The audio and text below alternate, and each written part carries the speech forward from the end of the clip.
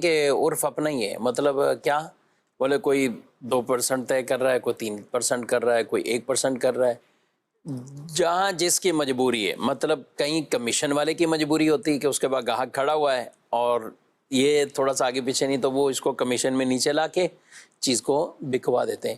اور کہیں مالک مکان کے لیے ضرورت ہوتی ہے تو وہ اس کو زیادہ بھی آفر کر دیتا ہے کہ 2% لے لیں، 3% لے لیں. تو اس میں کیا کہیں گے؟ دیکھیں عرف تو ہوتا ہے، یعنی وہ جو بھی انڈسٹریز ہیں جن میں یہ کام ہوتا ہے، جیسے ریئل اسٹیٹ ہے یا اور مختلف انڈسٹری ہیں، فارما انڈسٹری ہے، دیگر ہیں، ان سب کے اندر عرف موجود ہے. ہاں وہ عرف شہروں کے اعتبار سے جدا ہو سکتا ہے، بڑے شہروں میں ہو سکتا ہے کہ علاقوں کے اعتبار سے بھی جدا صحیح صورتحال ہو. اب اس کے اندر بسا اوقات یہ ہوتا ہے کہ ایک دو بڑے جو ہے وہ کلائنٹ ہوتے ہیں، یا وہ سمجھیں کہ اس مارکیٹ کے بڑے جو ہے نا وہ پرانے تجربے کار لوگ ہوتے ہیں، وہ بسا اوقات اپنا عرف سے زیادہ رکھ کر بیٹھے ہوئے ہوتے ہیں کہ بھائی ہم تو یہ لیں گے اگر ہم ہمارا کام اسٹینڈرڈ یہ کروانا ہے. ٹھیک ہے، اچھا ان کا کام بسا اوقات دوسروں کے مقابلے میں اچھا بھی ہوتا ہے، جلد ہو جاتا ہے، صحیح. تو اس لیے وہ زیادہ کا تقاضا کر رہے ہوتے ہیں. لیکن اگر اوور آل دیکھیں عرف ہم کسے کہتے ہیں کہ بھئی اکثر لوگ وہ کام کرتے ہوں. تو جب ہم اکثر کی طرف نظر ڈالیں تو دوسرے سارے جو 2% کے اوپر کھڑے ہوئے، تو اب ایسی صورت میں بھی اگرچہ آپ اچھا کام کرتے ہو، بہرحال آپ کا 3% کا تقاضا کرنا وہ جائز نہیں ہے. وجہ یہ کہ بنیادی طور پر کمیشن کا جو کاروبار ہے یہ کس چیز کے اوپر آپ اجرت لے رہے ہیں؟ یہ ایک ایسی چیز پر آپ اجرت کا تقاضا کر رہے ہیں جو آپ کی قدرت اور اختیار میں نہیں ہے. کیوں؟ کیا چیز ہے وہ چیز ہے بکوانا، کوئی سودا کروانا. تو انسان اپنے کسی کام کا تو اختیار کر لیتا ہے، بھئی میں یہ موبائل ریپیئر کر دوں گا، میں یہ صفحہ کمپوز کر دوں گا، ٹھیک ہے. یہ ایک کام ہے جو میرے اختیار میں کر لوں. لیکن ایک کام ہے کہ مجھے آپ سے کروانا ہے، تو اب آپ کی مرضی ہوگی تو آپ کریں گے، نہیں ہوگی تو نہیں کریں گے. تو اب میں کتنی محنت کرتے رہوں لیکن اگر آپ اس پہ راضی نہیں ہوئے تو نتیجہ کیا ہوگا؟ وہ کام نہیں ہوگا. کام بھی نہیں ہوگا. جب کام نہیں ہوگا تو اس کا مطلب وہ چیز جو آپ کو راضی کرنا ہے وہ میرے اختیار میں نہیں ہے. میں اس کے اوپر اپنے دلائل دے سکتا ہوں، سمجھا سکتا ہوں، ذہن سازی کر سکتا ہوں. تو اس لیے یہ وہ کام ہے جو کہ انسان کے یعنی بروکر کے اختیار میں نہیں. تو بنیادی طور پر ایسا کام جو آپ کے اختیار میں نہ ہو وہ اس کے اوپر اجرت اجارہ کرنا جائز نہیں ہے.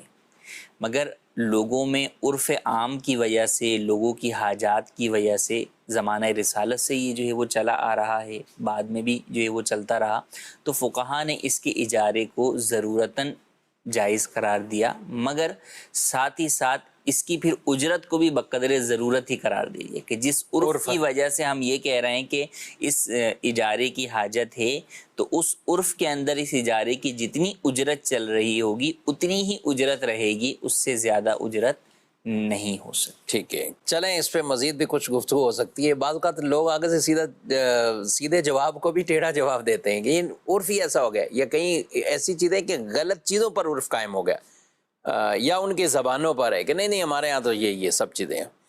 تو اس میں تو بعض اوقات ایسی یعنی جو واضح ناجائز چیزیں ہیں تو کہتے نہیں اس پہ تو ایک عرف ایسا ہو گیا ہے، یعنی لوگوں میں اتنا ہے کہ اس کے بغیر نہیں ہے.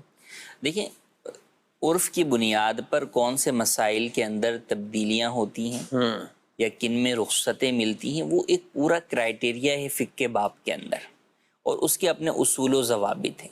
جو واضح حرام چیزیں ہیں وہ عرف کی بنیاد پہ کبھی تبدیل نہیں ہوئی. ہاں ظاہر ہے. اب آپ بولیں جناب آج کل کے دور کے اندر نماز چھوڑنے پر عرف ہے، اکثر لوگ نماز چھوڑتے ہیں، ہاں داڑھی نہیں رکھتے، جھوٹ بولتے ہیں، داڑھی نہیں رکھتے، اچھا سود کا پیسہ جو ہے وہ اٹھاتے ہیں. تو یہ سارے کام کتنے ہی جو ہے وہ عرف کے اندر رائج ہو جائیں، بہرحال یہ حرام اور گناہ ہی رہیں گے، ان سے بچنے کا ہی حکم ہوگا. جن چیزوں کے اندر فقہا اجازت دیتے ہیں وہ کچھ کیٹیگریز ہیں مسائل کی، احکام دین کی، کہ کون سی چیزیں وہ ہیں کہ جو فرسٹ کیٹیگری میں آتی ہیں، قرآن و حدیث سے ڈائریکٹ ثابت ہیں، ان میں کوئی تبدیلی نہیں ہو سکتی. اس کے علاوہ بعد میں کچھ اور چیزیں آتی ہیں جو اجتہاد فقہا سے ثابت ہوتی ہیں، پھر اس میں اور کیٹیگری آتی ہے، اور پھر کس عرف سے تبدیلی ہوگی، عرف سے کس کا عرف مراد ہے، یہ پوری ایک فقہی بحث ہے. تو یوں عوام کا اس معاملے میں جری اور بے باک ہونا، اور جب علماء یہ مسائل بیان کریں تو اس کے اندر ان کا اپنے تئیں یہ غور کر لینا یا یہ سوچ لینا کہ بھائی یہ چیز تو جو ہے نا عرف کے اندر ایسی ہے تو اب یہ بھی اجازت ہو گئی، یا بعض لوگ یوں بھی کہہ دیتے ہیں کہ آگے جا کے جائز ہو جائے گی، تو بالفرض مان بھی لیں کہ بھئی وہ چیز واقعی ایسی ہے جس میں تبدیلی آگے جا کر ہو سکتی عرف کی بنیاد پہ، ابھی تو نہیں ہوئی نا، تو آج جو اس کا حکم ہے وہی ہے، آپ اسی پر عمل کریں گے، اور اس کے برخلاف عمل کرنے پر آپ گناہگار ہی ہوں گے۔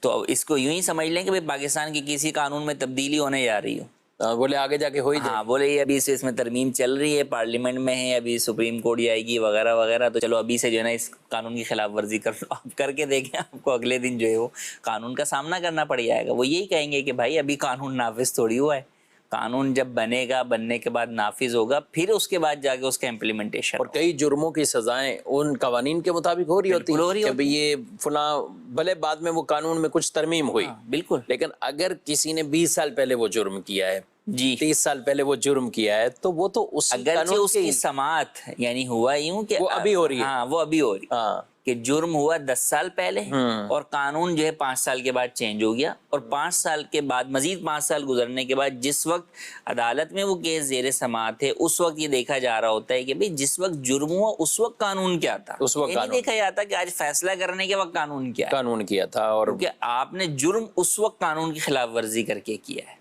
اور یہی وجہ ہے کہ بعض اوقات جو جرم والے یا جن پر بھی وہ چاہے ملزم ہو یا مجرم ہو، ان میں سے کسی ایک کا انتقال ہو جائے، کیس چل رہا ہے اس پر، تو جب اس کی سماعت کی تاریخ آئے گی تو پھر بھی اس کی طرف سے فریق وہ جواب دے رہا ہے، اور جب بھی اس کا وکیل ہے کوئی بھی اس کا، اور کیس اس کا باقاعدہ اسی طرح ختم نہیں ہو جاتا کہ بھئی وہ تو فوت ہو گیا، 2 مہینے پہلے فوت ہو گیا تو آپ اس کا وہ پورا سلسلہ ختم کر دیں۔ تو یہ ایسے ایک مثال دے کے ہم یہ باتیں عرض کر رہے ہیں۔ بعض اوقات شرعی مسائل کے اندر بھی لوگ بڑے بے باک قسم کے ہو جاتے ہیں، اور پھر اس پہ علماء کرام پہ بڑی زبان درازی کرتے ہیں، اور حقیقت تو وہ دین اسلام کے احکامات کے اوپر کچھ کہنا چاہ رہے ہوتے ہیں لیکن کہہ نہیں پاتے، تو آسان راستہ ہے مولانا صاحب کو کچھ کہہ لو، علماء کو کچھ کہہ لو، تو علماء پہ وہ گفتگو کرنا شروع ہو جاتے ہیں۔ تو اس لیے ہمیں ان چیزوں میں بڑے محتاط رہنا چاہیے۔ کافی گفتگو ہوئی ہے، اور یہ پورا ایک ٹاپک تھا کمیشن کے حوالے سے۔ سوال تو ہمیں جانور سے متعلق یہ موصول ہوا تھا، لیکن کمیشن کی ایک خاص کوئی منڈی نہیں ہے، یہ تو ہر طرف اب ایسا ایک جال وہ بچھ گیا ہے، اور لوگوں کے لیے آسانیاں بھی ہیں، ایسا نہیں کہ اس میں آسانیاں بھی ہیں۔ ایک آدمی گاڑی بیچنا چاہ رہا ہے، گھر لینا چاہ رہا ہے، اپنی مرضی کے مطابق کوئی ایسی لوکیشن بتاتا ہے، لوگ اس پہ ورک کرتے ہیں، اور وہ اس کو پورا ورک کر کے اور وہ چیزیں اس کو دلا دیتے ہیں۔ تو آسانیاں بھی ہیں، لیکن ان کے شرعی تقاضے وہ ہمیں پورے کرنے چاہیے۔ جی مزید سوال؟ میرا نام ہے حافظ عبد الرحمن، صادق آباد سے میں آیا ہوں۔ مفتی صاحب سے سوال ہے